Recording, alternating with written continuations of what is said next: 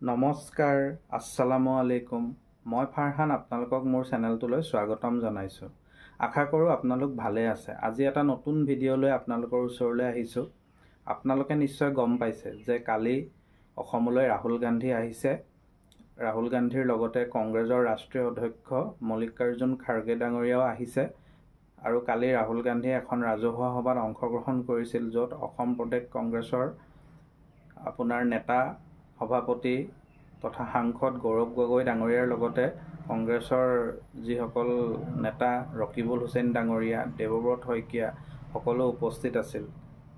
গতিকে এখন বিশাল ৰাজহুৱা সভাত ৰাহুল গান্ধী ডাঙৰীয়া অংশগ্ৰহণ কৰিছিল। আৰু আপোনালোকে গম পাইছেই যে কালি যিখন সভা অনুষ্ঠিত হৈছিল, সেই সভাখনত ৰাহুল গান্ধী ডাঙৰীয়াই এটা কথা কৈছে, যিটো কথাক লৈ বৰ্তমান কালিৰ পৰাই অসমৰ বৈদ্যুতিন সংবাদ মাধ্যমে হওক বা ছ'চিয়েল মিডিয়াত প্ৰতিক্ৰিয়াৰ সৃষ্টি হৈছে, সৰব চৰ্চা হৈ আছে।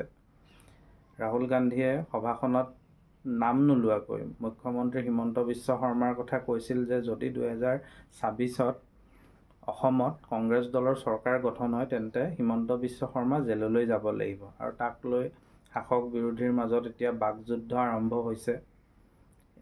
ইয়াক লৈ ইতিমধ্যে হিমন্ত বিশ্ব শৰ্মাই টুইট কৰিছে। টুইটত তেওঁ কৈছে যে ৰাহুল গান্ধী ডাঙৰীয়া নিজেই গোচৰত অভিযুক্ত হৈ আছে, জামিনত তেওঁ বাহিৰত আছে। গতিকে জামিন লৈ থকা এজন মানুহে তেনেকৈ বেলেগক জেললৈ পঠোৱাৰ কথা ক'ব নালাগে।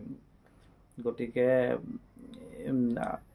যিহেতু 2026ৰ নিৰ্বাচন আহি আছে, সময়ো সমাগত, গতিকে এতিয়া এই ধৰণৰ যিবোৰ কথা বতৰা, এই কথা বতৰাবোৰ চলিব।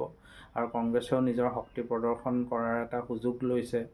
গতিকে সেয়ে কালিৰ সভাখনত বিশেষভাৱে গুৰুত্বপূৰ্ণ বুলি ভাবোঁ।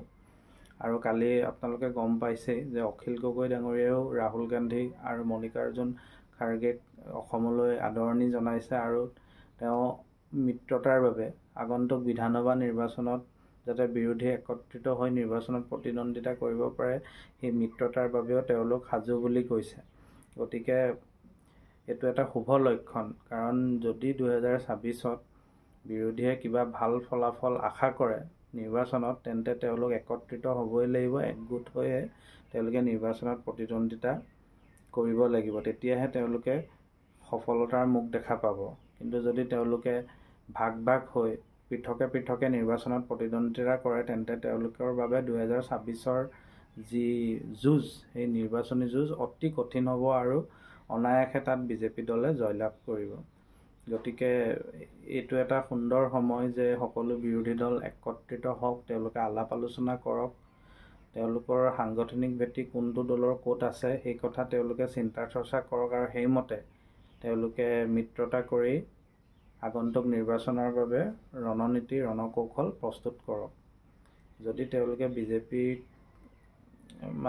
যুঁজ দিব বিচাৰিছে বিজেপিৰ সৈতে, বিজেপিৰ যদি এসেকা দিব বিচাৰিছে, তেন্তে তেওঁলোকে মিত্ৰতা কৰিবই লাগিব। অসম জাতীয় পৰিষদ, ৰাইজৰ দল, কংগ্ৰেছ, বাওঁপন্থী দলসমূহ, সকলো দল একত্ৰিত হৈ যদি নিৰ্বাচনত প্ৰতিদ্বন্দ্বিতা নকৰে, তেন্তে আগন্তুক যুঁজখন অতি কঠিন হ'ব। গতিকে এইখিনি কথাই মই ক'ব বিচাৰিছোঁ যে বিৰোধী ঐক্য অতি জৰুৰী। বিৰোধী ঐক্য যদি অসমত একগোট নহয়, তেতিয়া 2021ত আমি ফলাফল দেখিছিলোঁ। গতিকে তাৰে পুনৰাবৃত্তি হ'ব যদি বিৰোধী একগোট নহয়। গতিকে এতিয়া নিৰ্বাচন আহিছে, গতিকে কংগ্ৰেছ দলৰো যিবোৰ ৰাষ্ট্ৰীয় পৰ্যায়ৰ নেতা, তেওঁলোকৰ অসমলৈ আগমন ঘটিব। বিজেপি দলৰো ৰাষ্ট্ৰীয় পৰ্যায়ৰ নেতা নৰেন্দ্ৰ মোদী, অমিত শ্বাহকে ধৰি আহিব। গতিকে এতিয়া নিৰ্বাচনী চিন্তা চৰ্চা আৰম্ভ হ'ব, নিৰ্বাচনৰ বতাহো বলিব, বাকযুদ্ধ আৰম্ভ হ'ব। গতিকে কালি ৰাহুল গান্ধীৰ মন্তব্যক লৈ আপোনালোকে কি ভাবে, সেয়া কমেণ্ট বক্সত জনাবলৈ নাপাহৰিব। আৰু যদি মোৰ ভিডিঅ'টোৰ লগত একমত, তেন্তে চেনেলটো ছাবস্ক্ৰাইব কৰি দিব, লাইক কৰিব, শ্বেয়াৰ কৰিব।